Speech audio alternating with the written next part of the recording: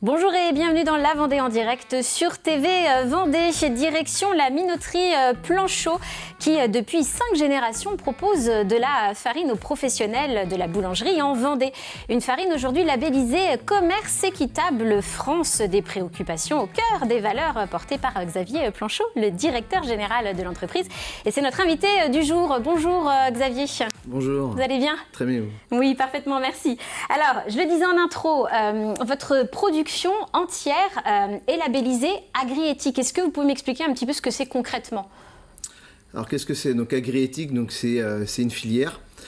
C'est un contrat tripartite, de l'agriculteur jusqu'au boulanger, donc en passant par le meunier et la coopérative. Donc le but c'est de mettre en place un contrat sur 3 ans avec une garantie. Donc c'est un contrat sur filière pour élaborer un contrat durable, on va dire, pour l'agriculteur. D'accord, ok. Alors, pourquoi c'était important pour vous de labelliser votre production Agriéthique? Donc pour nous c'était important. Pourquoi? Parce qu'effectivement aujourd'hui il faut savoir qu'on a eu des fortes volatilités au niveau des marchés des matières premières, au niveau du blé. Il faut savoir qu'entre 2007 et 2008 on a eu beaucoup de hausse, parce qu'il faut savoir que le blé à 120 € aujourd'hui ne garantit pas un revenu au niveau de l'agriculteur. Et quand on est sur des niveaux autour de 300 €, c'est compliqué pour le transformateur. Donc le but c'était de pouvoir garantir le revenu de l'agriculteur par ce biais-là, pour avoir quelque chose de durable et préserver aussi l'environnement, parce que c'est important de pouvoir aussi aujourd'hui mettre en place des cultures qui soient durables et préserver aussi l'emploi local. D'accord, ça signifie quoi en fait au niveau de l'environnement? Donc vous parlez de culture durable très concrètement. Alors très concrètement, du coup, c'est le fait de pouvoir mettre en place un accompagnement au travers de la coopérative avec l'agriculteur. Et ça le permet aussi de pouvoir mettre en place aussi des productions biologiques, donc de l'accompagner aussi à se tourner vers ce créneau-là. D'accord, je comprends. Alors avec la crise sanitaire et le confinement qu'on a vécu, de nouveaux modes de consommation ont émergé, notamment le faire soi-même en toute autonomie. De plus en plus de Français se sont mis à faire leur propre pain, leur propre pâtisserie. Du coup, vous avez ouvert la vente de vos farines aux particuliers. Comment ça se passe en fait exactement? Les gens viennent à l'usine? Expliquez-nous. Alors effectivement, suite à cette problématique, on a eu beaucoup de particuliers, on a eu beaucoup de demandes en farine, donc de 10 kg, parce qu'effectivement on est plutôt sur des plus gros conditionnements. Et donc du coup, on a été effectivement submergé par les demandes au niveau de la minoterie. On avait beaucoup de particuliers qui venaient. Et donc on s'est dit, pourquoi pas se tourner aussi vers ce créneau-là. Voilà. Et donc l'idée a germé un week-end avec mon frère, et on s'est dit, pourquoi pas ouvrir un site de farine qui s'appelle monsacdefarine.com. Et donc on a aujourd'hui la possibilité de venir récupérer la farine au moulin ou de pouvoir la livrer à domicile. D'accord, et de passer commande depuis donc un site internet. Voilà, exactement. D'accord, je comprends. C'était aussi une façon pour vous, j'imagine, de vous adapter à la crise, parce que je le rappelle, vos principaux clients, les boulangeries, même si elles sont restées ouvertes, les clients, eux, ils n'y allaient pas vraiment beaucoup non plus.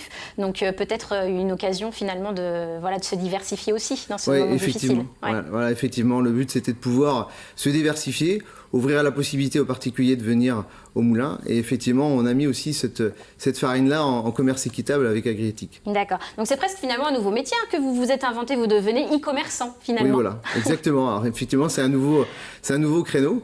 Mais c'était aussi important pour nous aussi de se retourner sur autre chose et de pouvoir apporter autre chose aux particuliers et surtout être transparent pour le consommateur. D'accord.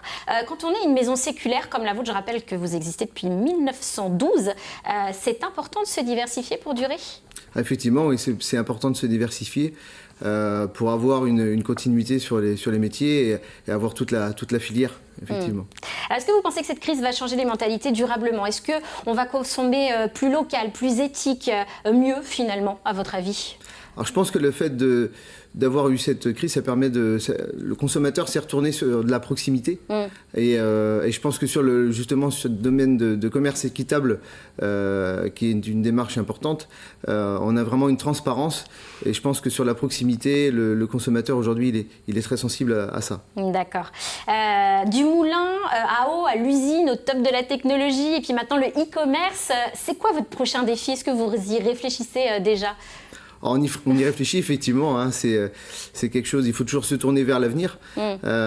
Aujourd'hui, on a d'autres projets, on est en train de mettre en place des choses au niveau du moulin pour essayer parce qu'on a un métier assez compliqué en termes de manutention, donc on est en train de réfléchir sur un bâtiment qui va permettre d'être automatisé et permettre d'automatiser tout ce qui est manutention et faciliter le travail au quotidien pour nos collaborateurs. Ça marche.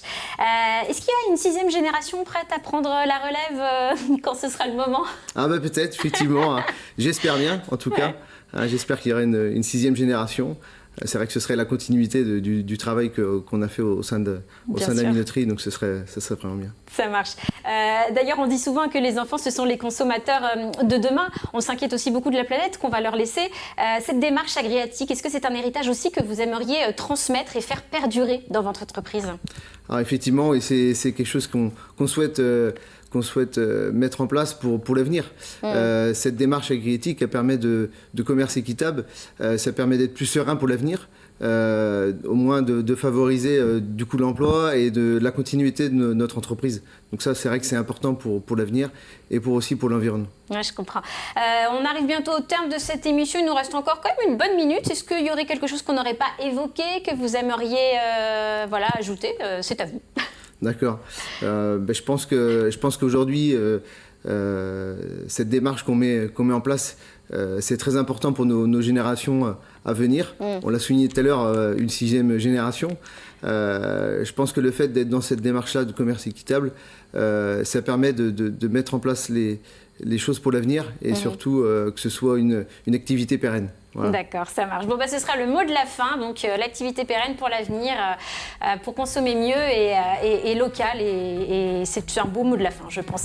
Merci à vous. Quant à nous, on se retrouve très bientôt pour un nouvel épisode de La Vendée en direct sur TV Vendée, bien sûr.